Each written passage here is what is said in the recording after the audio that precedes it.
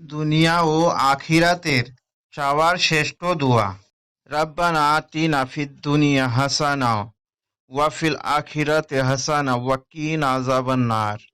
হে আমার প্রভু, আমাকে দুনিয়াতে কল্যাণ দান করুন, আখিরাতেও কল্যাণ দান করুন এবং আমাকে চোখের আযাব থেকে রক্ষা করুন।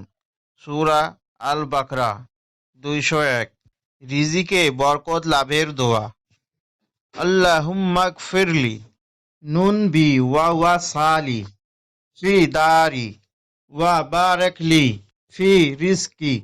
অর্থ, হে আল্লাহ, আপনি আমার পাপ ক্ষমা করুন আর বাড়িকে প্রশান্ত করে দিন এবং আমার রিজিকে বরকত দান করুন। সহি আল জামে 1265।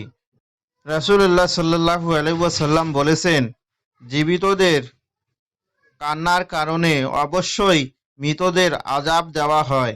সহি বুখারী 1290। লাইলাতুল কাদরের বিশেষ দোয়া। আল্লাহুম্মা ইন্নাকা আফওয়াউন কারিমুন তাহাব্বুল আফওয়া ফাফু আন্নি। অর্থ, হে আল্লাহ, আপনি ক্ষমাশীল, উদার, আপনি ক্ষমা করতে ভালোবাসেন, আপনি আমাকে ক্ষমা করুন। রেফারেন্স সহি তিরমিজি 3513। দোয়া কবুল হবে এই বিশ্বাস রেখে আল্লাহর কাছে দোয়া করো, কেননা আল্লাহ কোনো উদাসীন অন্তরের দোয়া কবুল করেন না। তিরমিজি 3479। ইয়াহইয়া ইবনু আইয়ুব রাহ আবু হুরায়রা রাজি থেকে বর্ণিত, তিনি বলেন, রাসূলুল্লাহ সাল্লাল্লাহু আলাইহি ওয়াসাল্লাম বলেছেন, যে ব্যক্তি আমার উপর একবার দরুদ পড়ে আল্লাহ তার উপর 10 বার রহমত নাজিল করেন। সহি মুসলিম 798। রাসূলুল্লাহ সাল্লাল্লাহু আলাইহি ওয়াসাল্লাম বলেছেন, তোমরা অসুস্থতার আগে সুস্থতার মূল্যায়ন করো আর তোমরা জীবিত অবস্থায় মৃত্যুর প্রস্তুতি নাও। সহি বুখারী 6416। ইয়া আল্লাহ, যদি আমার ভাগ্য আগে থেকেই লেখা থাকে তাহলে কেন আমি আপনার কাছে চাইব? আল্লাহ হাসলেন এবং বললেন, কিছু পৃষ্ঠায় আমি এমনও লিখে রাখতে পারি, তুমি যা চাইবে তাই তোমাকে দেওয়া হবে। আল্লাহ বলেন, তোমরা আমার কাছে দোয়া করো, আমি তোমাদের দোয়া কবুল করব। সূরা মুমিন আয়াত 60। রাসূলুল্লাহ সাল্লাল্লাহু আলাইহি ওয়াসাল্লাম বলেন, মৃত্যুর পর একজন মুমিনের জন্য বরকতময় এবং পুণ্যের কাজ হলো পৃথিবীতে দিনদার সন্তান রেখে যাওয়া। বুখারী 2554। মহানবী সাল্লাল্লাহু আলাইহি ওয়াসাল্লাম বলেন, ইসলামের সবচেয়ে ভালো কাজ হয়েছে ক্ষুধার্তকে খাবার খাওয়ানো। বুখারী 12।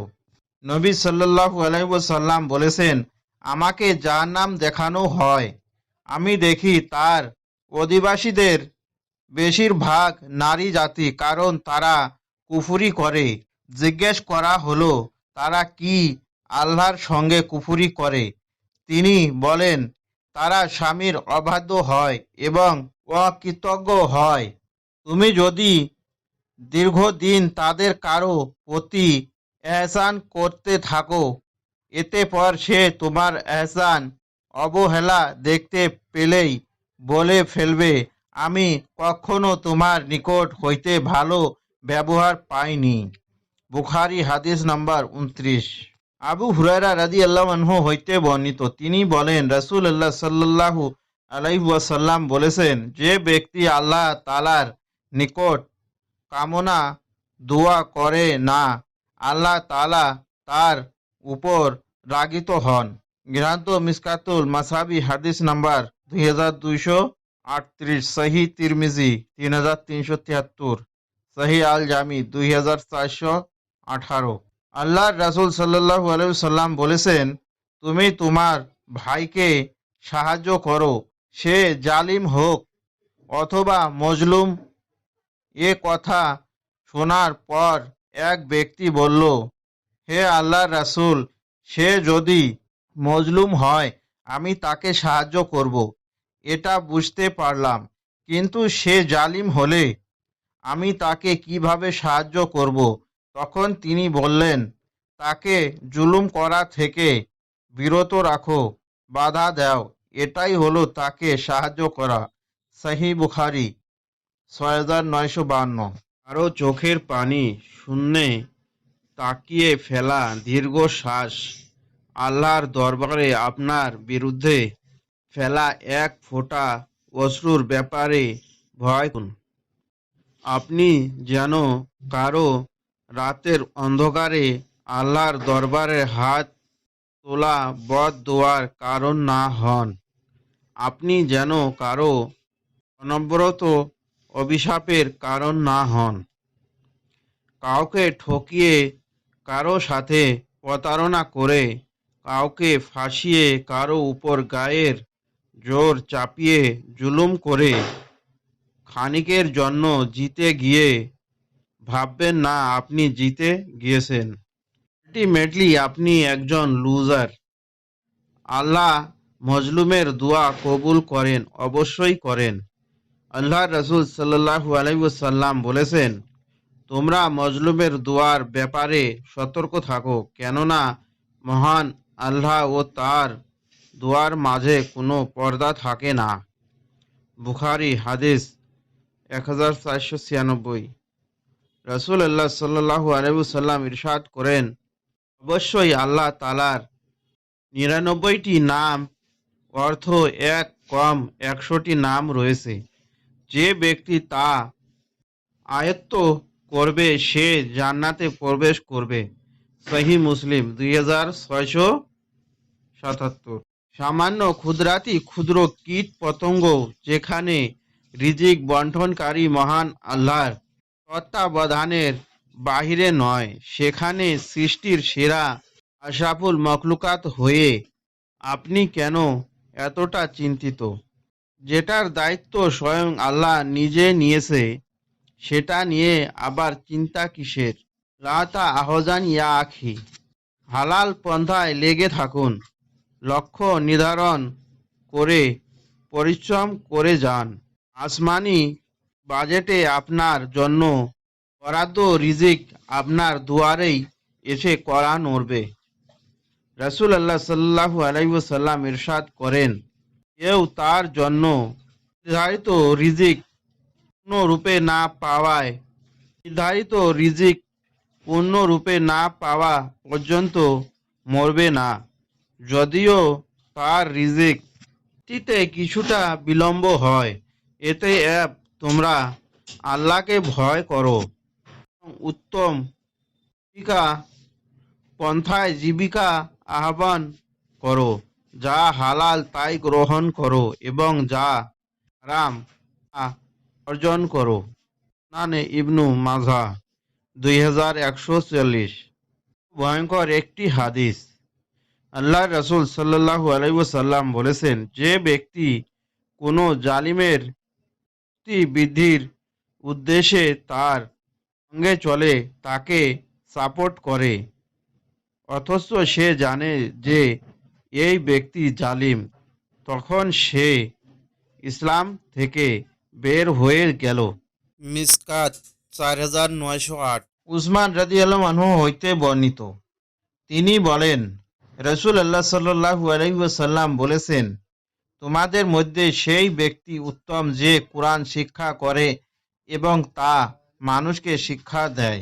গ্রন্থ মিসকাতুল মাসাবি, হাদিস নাম্বার 2109, সহিহ বুখারী ৫০২৭, আবু দাউদ ১৪৫২, তিরমিজি ২৯০৭। রাসূলুল্লাহ সাল্লাল্লাহু আলাইহি ওয়াসাল্লাম বিখ্যাত নারী উম্মে সালমা রাদিয়াল্লাহু আনহাকে বলেছিলেন, তোমাদের কেউ কি এতে খুশি নয় যে সে যখন স্বামীর পক্ষ থেকে গর্ভবতী হয় এবং স্বামী তার প্রতি সন্তুষ্ট থাকে, তখন এই গর্ভকালীন সে আল্লাহর সন্তুষ্টির জন্য সর্বদা রোজা পালনকারী ও সারা রাত নফল ইবাদতকারীর মতো সওয়াব পেতে থাকে। তার যখন প্রসব ব্যথা শুরু হয় তখন তার জন্য নয়ন শীতলকারী কি কি নিয়ামত লুকিয়ে রাখা হয় তা আসমান জমিনের কোনো অধিবাসী জানে না। সে যখন সন্তান প্রসব করে তখন তার দুধের প্রতিটি ফোঁটার পরিবর্তে একটি করে নেকি দেওয়া হয়। এই সন্তান যদি কোনো রাতে তাকে জাগিয়ে রাখে, অসুখ ইত্যাদির কারণে বিরক্ত করে মাকে ঘুমাতে না দেয়, তাহলে সে আল্লাহর পথে নিখুঁত ৭০টি গোলাম আজাদ করার সওয়াব পাবে। তাবরানি হাদিস নাম্বার ৬৯০৮। রাসূলুল্লাহ সাল্লাল্লাহু আলাইহি ওয়াসাল্লাম বলেছেন, তোমাদের কেউ উত্তম রূপে উম্মু করে মসজিদের উদ্দেশ্যে বের হলো, সে যেন তার দু হাতের আঙুল না মটকায়, কেননা সে তখন সালাতের মধ্যেই থাকে। আবু দাউদ হাদিস নাম্বার ৫৬২।